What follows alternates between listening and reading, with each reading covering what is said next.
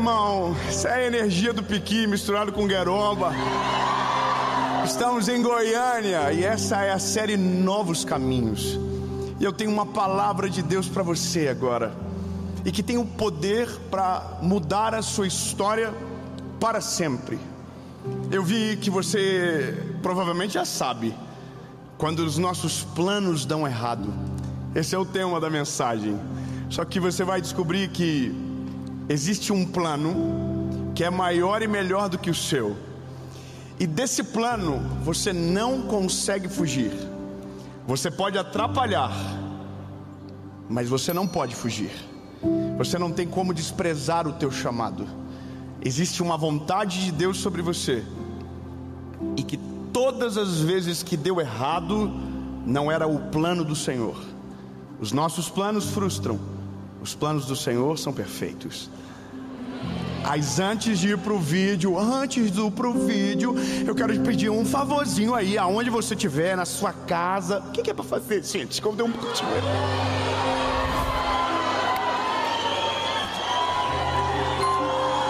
Curte o vídeo, comenta, compartilha. Se inscreve no canal, a gente tá chegando a quase 10 milhões de inscritos.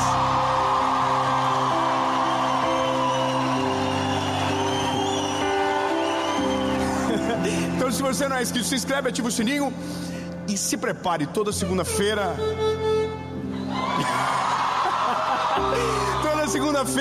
7 horas da manhã, tem uma palavra de Deus para você aqui no canal. E por falar em palavra, vamos pro vídeo.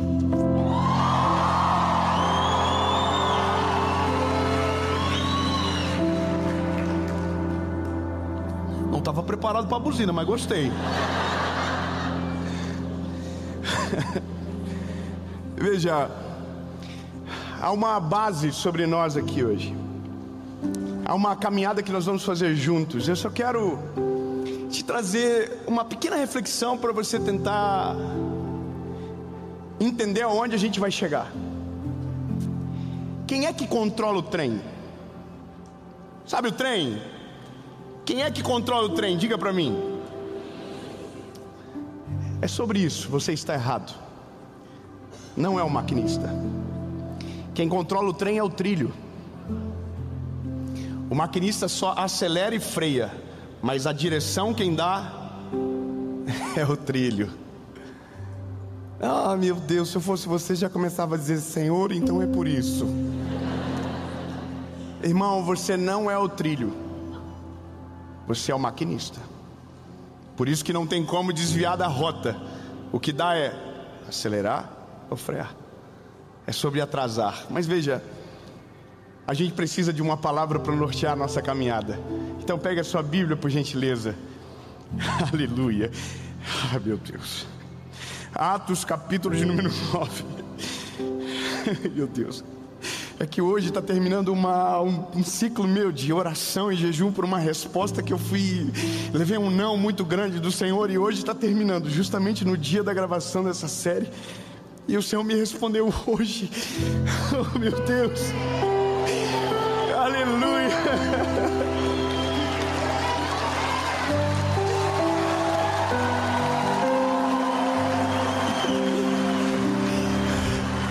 O Senhor que faz. Atos 9 diz: e Saulo, respirando ainda ameaças de morte contra os discípulos do Senhor, foi ao sumo sacerdote e pediu cartas para Damasco, para as sinagogas, para que quando ele encontrasse homens e mulheres que eram do caminho, ou aqui leia-se de Jesus, ele pudesse trazê-los presos a Jerusalém.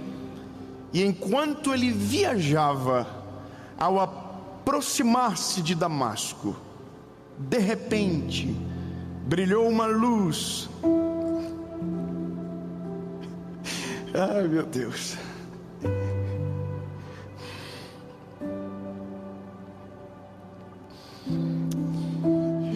E ele, caindo em terra, ouviu uma voz que lhe dizia: Paulo, Paulo, aqui é Saulo ainda, por que me persegues?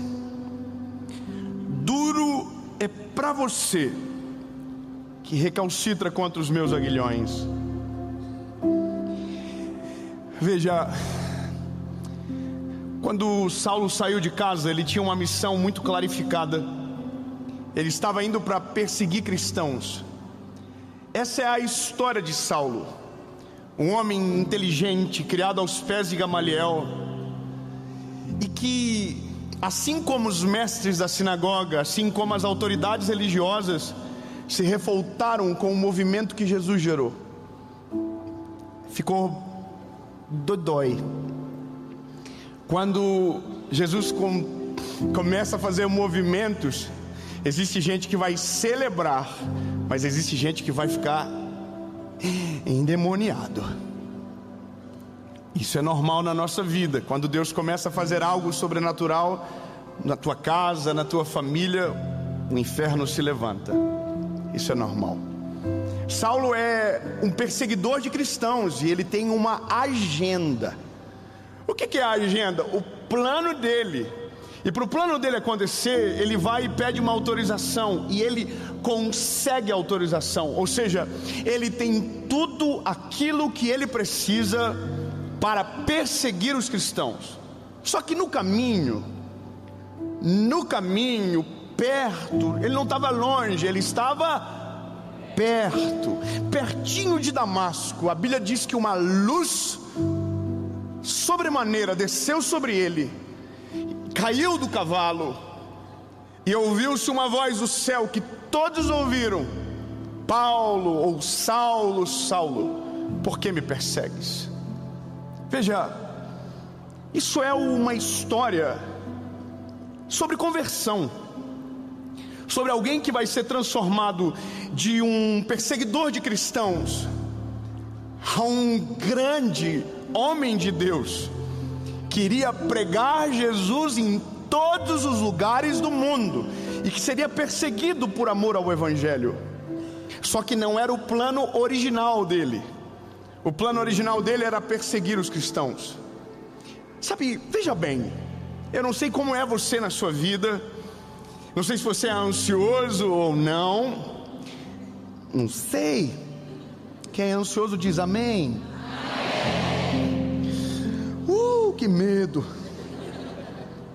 Irmão, eu também sou.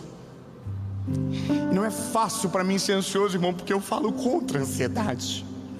Então, volta e meia eu estou sendo envergonhado pelas minhas pregações. Aí o senhor vem e eu vou te dizer uma coisa. Quando nós começamos esse ano agora, 2024, eu e minha esposa fizemos um plano. E o plano era fazer uma aquisição de um imóvel em um determinado lugar. Agora, veja bem, planejamos de maneira perfeita. Uau! Você é bom de planilha? Nossa, fiz uma planilha linda, impecável. Aí eu peguei e perguntei qual seria a entrada. Aí ele me falou a entrada. Uau, que alegria! Descobri que tinha o dinheiro da entrada guardado. Aí eu perguntei: e o crédito do resto consigo? Aí consegui o crédito, a melhor taxa de juros possível. Uau! Yes! Falei para Paula: pronto, é nós, agora vamos achar a casa dentro desse budget. Irmão, em um dia nós achamos a casa mais extraordinária da nossa vida. Nós nunca apaixonamos tanto no lugar. Nós chegamos na frente do lugar, já oramos: ah, Senhor, tomamos posse agora. Saímos chorando: ai, que alegria, que lindo, olha o jardim. Aí olhamos lá dentro da casa, tudo perfeito, não precisava mudar nada. Aí tinha um lugar que eu tenho vontade de ter um piano um dia dentro de casa, não sei porquê, é porque eu acho bonito mesmo, e eu nem toco. E eu achei o espaço para o piano, falei: cabe o piano aqui, ó, perfeito, isso é de Deus. Aí, irmão, só que quando a gente está muito empolgado, a gente não pergunta para o Senhor o que Ele quer. Ai, lindo, que coisa, né? Tinha o financiamento, tinha a entrada, tinha o crédito perfeito, tinha o lugar, tinha uma leve paz no meu coração. E aí fizemos a proposta da casa. E o dono da casa aceitou a proposta. Pronto. Que delícia, Deus é maravilhoso. Suspense. Estava tudo certo, agenda preparada, tudo organizado. Vou viver a minha vontade, o que eu sonhei. E aí de repente o corretor liga e diz: ele não assinou a proposta. Ele assinou, aceitou, mas não assinou. Só vale depois que aceita. Aí ele começou a cozinhar nós. Cozinhou um dia, cozinhou 2 dias, cozinhou 3 dias. Aí no 4º dia eu fui viajar com a minha esposa, e eu ficava entrando no site do negócio para ver se a casa aparecia o nome de pendente, ou seja, quando a casa já tem um contrato de compra. E eu fiquei atualizando. E aí no dia que eu estava nesse lugar com a minha esposa em viagem, abri o site, deu pending, estava pendente. Aí eu não quis falar para minha esposa para dizer: deu certo, a casa é nossa. Eles aceitaram e assinaram a proposta. Pensei, vou ser prudente, vou ligar para o corretor antes para me certificar. E aí eu liguei para o corretor e disse: mano, você quer me fazer uma surpresa, né? Que você nem me falou nada. Falou: do quê? Falei: eles assinaram a proposta. Aí o corretor me falou: pena que não foi a nossa. Falei: como assim? Falou: ele ficou cozinhando a gente, esperando uma proposta maior chegar. A proposta maior veio e a gente está fora do jogo. Irmão, eu fiquei arrasado, fiquei bolado, fiquei chateado. Aí eu me lembro que eu dizia para minha esposa: eu nem queria mesmo. Mas aqui dentro estava mal, porque o meu plano tinha sido frustrado. E dói quando a gente planeja, quando a gente exercita, coloca a cabecinha para funcionar, só esquece do detalhe mais importante, que é perguntar para o Senhor primeiro. Irmão, eu estava chateado, voltei daquela viagem. O plano era ir na casa ver, tirar uma foto, e aí não ia fazer mais. Chegamos no horário da tarde e decidimos ir no culto à noite. E no caminho no carro, indo para a igreja, eu disse para Paula: ô vida, o que Deus vai fazer na nossa vida será na nossa volta. A gente pensou que seria essa novidade do nosso começo de ano. Todo começo de ano Deus tem algo novo, um mover novo acontecendo, algo sendo liberado. E agora a gente tinha certeza que era casa. O que será que Deus vai fazer? Bravo com Deus. Cheguei na igreja, o pastor começou a pregar e a mensagem do pastor foi: o Deus que troca os caminhos. Não, irmão, eu quero que você viva isso comigo. Irmão, a palavra do culto foi: o Deus que troca os caminhos. Irmão, eu quero que você compreenda que você pode sonhar bonito, pode fazer tudo top, mas se não for da vontade de Deus, não adianta usar pé de cabra, maçarico, bomba, C4, explosivo. A porta não vai abrir, vai permanecer trancada, porque o Senhor sabe todas as coisas que são concernentes ao teu planejamento. Ele sabe a razão e Ele sabe o futuro que você não sabe. Irmão, o pastor começou a pregar. Quando ele falou troca de caminhos, eu falei aqui, ó, é nós, é para nós, Deus vai pegar nós. Irmão, aí Deus começou a falar comigo.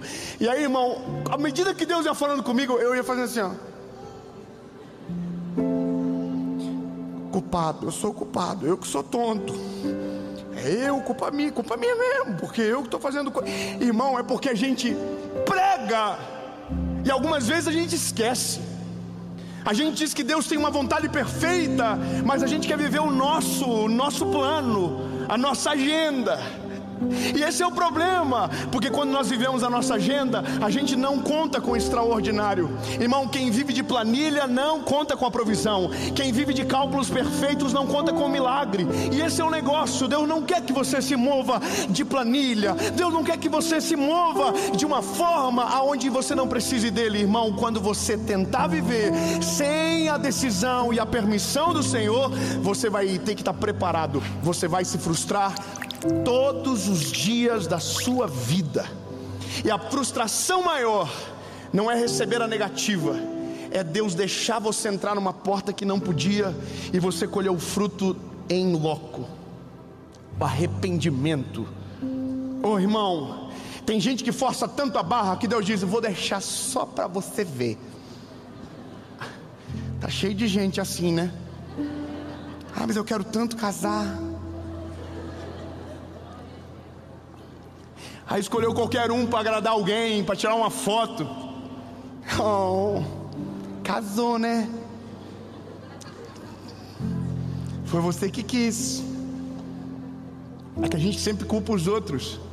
Ah, eu quero tanto trabalhar naquela empresa, oh meu Deus, é um sonho da minha vida. Aí você fica enchendo a paciência e currículo, e vai, e o pau pegando, e tudo dizendo não vai. E você, não, eu vou sim, eu sei que vai dar certo. E aí dá certo, aí quando você está lá, você diz: meu Deus, por que eu fiz isso com a minha vida, Senhor? Olha o tempo de vida que eu estou perdendo. E é aqui que as coisas começam a trazer à luz o poder do Evangelho.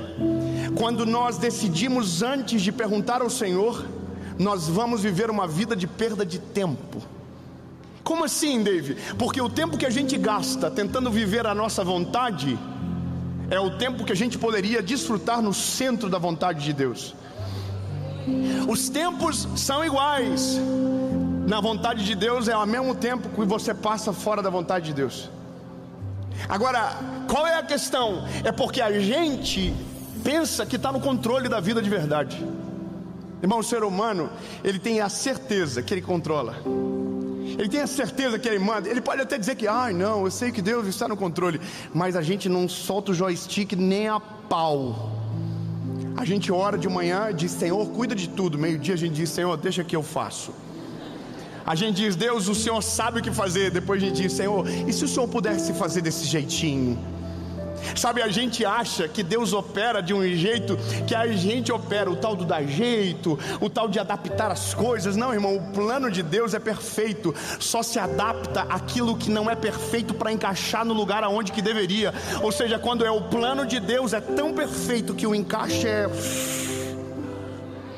Então não existe nada melhor na nossa vida do que viver o plano da vontade perfeita e agradável do Senhor.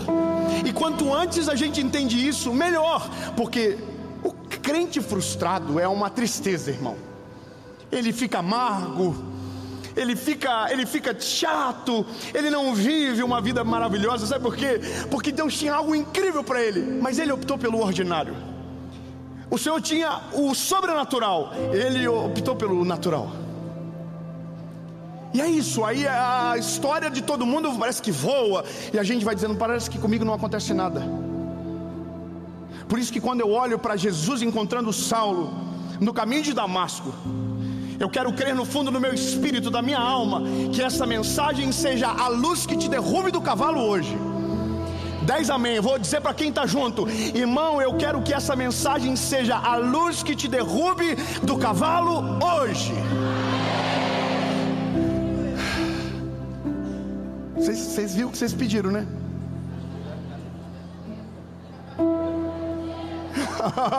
Você tem certeza? Esse tem homem me derrubou do cavalo. Não, eu estou brincando. Deixa. Não, irmão, é melhor cair no cavalo antes de chegar no endereço. Deixa eu ser claro para você: não deu certo a casa. Quando eu voltei para o Brasil, que eu cheguei na minha casa, eu descobri o porquê de não ter dado certo.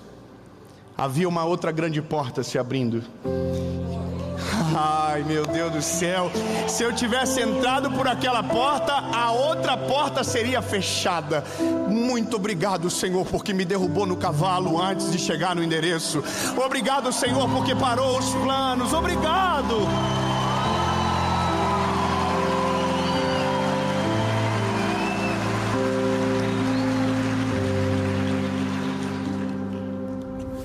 E aí é uma coisa legal da Bíblia, né? Porque a Bíblia diz que quando Paulo cai do cavalo, ele fica cego.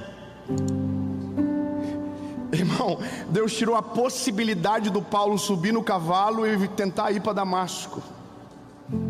Porque tem gente, irmão, que se Deus não frear desse jeito, a vida vai virar um caos.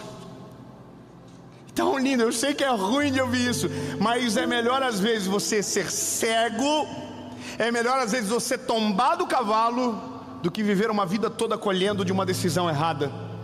Por isso, lindo, que quando estiver dando errado, eu quero te pedir um favor: agradeça a Jesus.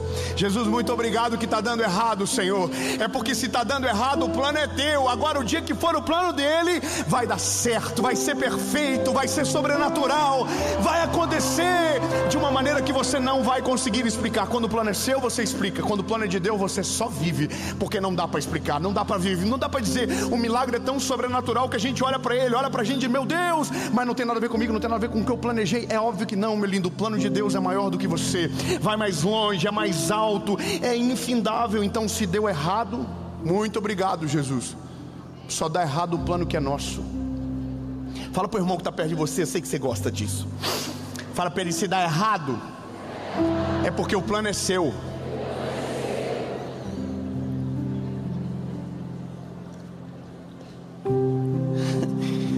Eu sei que você está pensando, mas e daí? Deu errado, o que eu faço? Deu errado comigo, o que eu faço?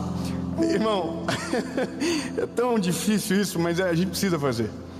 É que quando dá errado, a gente fica com uma carga emocional pesada, não fica? A gente fica: nossa, eu planejei, e deu tudo errado. Aí a gente fica chorando: ai, por que Deus não me ouve? Por que Deus não me ama? Aí a gente diz: olha, aos meus olhos parecia perfeito, estava dando tudo certo, tinha tudo para acontecer, mas na hora H não aconteceu.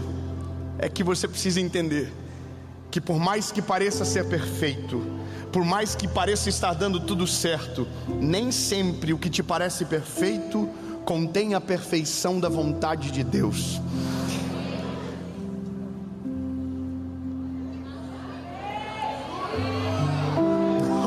Não, irmão, eu vou melhorar.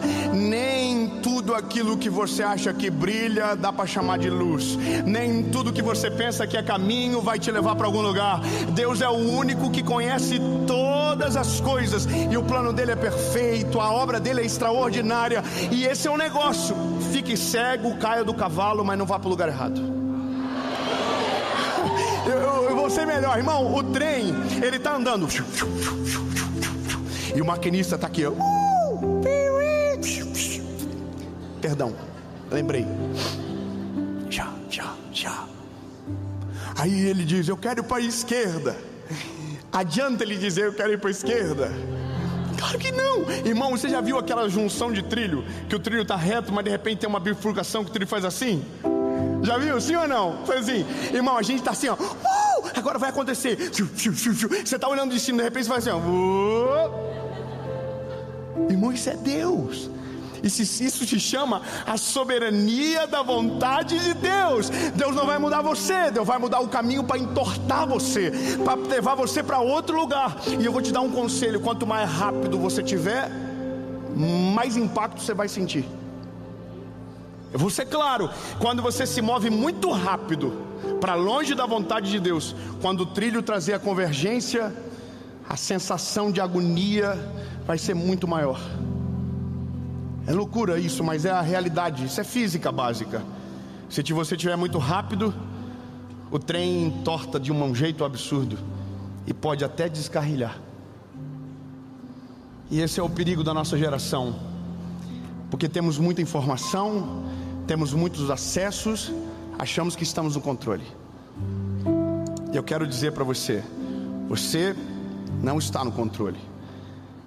Você não manda na sua vida, você não manda nas suas decisões, você não manda na tempestade, você não manda no emprego, você não manda dentro de casa. Você pode ser até a mulher da casa, mas você não manda. Aleluia, os irmãos deram glória a Deus, eu entendi. Irmão, a gente não manda em nada. Então o que eu estou fazendo aqui? Está no trem. Ou você é o trem. Só a gente nunca vai ser o trilho. Não é a gente que muda o caminho. Então a gente só resolve essa mensagem de um jeito.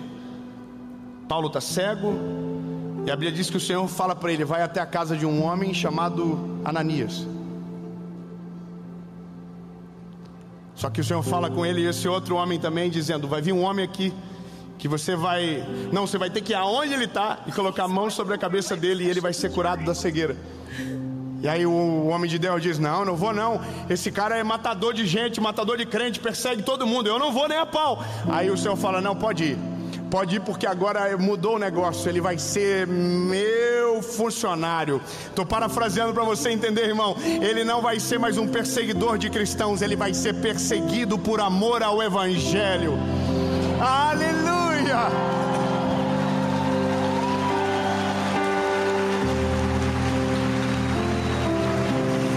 E é por isso que quando dá errado a gente não pode se frustrar, porque quando é a vontade de Deus, se dá errado, está dando certo. Se as coisas aparentemente saíram do teu controle, é porque Deus está trazendo para a mão dele. Se você sente que o que você planejou não acontece, é porque o que ele está planejando está em andamento na sua vida. E eu quero que você saiba, é muito melhor do que você planejou.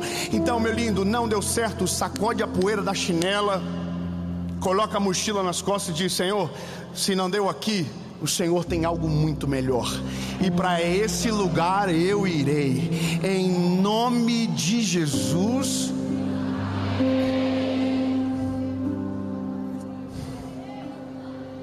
Jesus, muito obrigado. Obrigado pela tua presença, obrigado pelo teu amor e obrigado pelos nãos que a vida deixa a gente levar. Obrigado, Senhor. Jesus, eu sei que não é fácil e eu reconheço isso. Quando os planos são frustrados, quando as portas se fecham, que os caminhos cerram, dói porque a gente pensava que estava indo no lugar correto. Mas é muito melhor, Jesus, que isso aconteça antes do destino, que isso aconteça antes da chegada, para que dê tempo de a gente recobrar as forças e andar na direção da tua vontade. Em nome de Jesus, Pai, só te pedimos uma coisa: controla a nossa vida e nos direciona para o centro da tua vontade, em nome de Jesus. Amém.